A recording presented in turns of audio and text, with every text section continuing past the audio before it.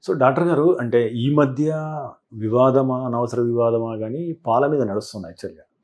కొంతమంది ప్రోబయోటిక్స్ కాబట్టి మీరు మజ్జిగ తీసుకోండి, పెరుగు తీసుకోండి అంటున్నారు. కొంతమంది అసలు పాలు అనేది తీసుకోవాల్సిన అవసరం లేదు. అరిగించే ఎంజైమ్ తగ్గిపోతుంటది. 20,000 సంవత్సరాల తర్వాత ఉండాల్సిన అవసరం లేదు.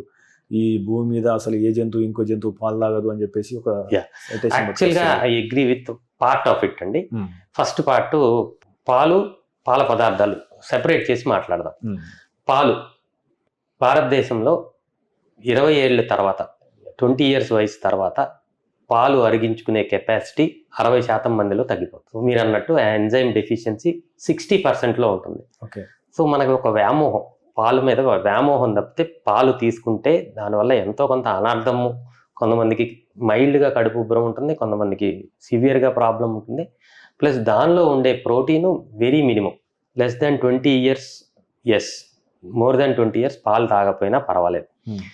పాల పదార్థాలు పన్నీర్ గానీ, పెరుగు గానీ, మజ్జిగ గానీ దీనికి పాలకి సంబంధం లేదండి. దాన్ని డైజెస్ట్ చేసే ఎంజైమ్స్ వేరే, ఇది వేరే. ఇది డెఫినెట్‌గా గుడ్ బ్యాక్టీరియా. మనకి paneer is a very very good protein. వెజిటేరియన్‌లో బెస్ట్ ప్రోటీన్ ఏదన్నా ఉంది అంటే దట్ ఈస్ పన్నీర్.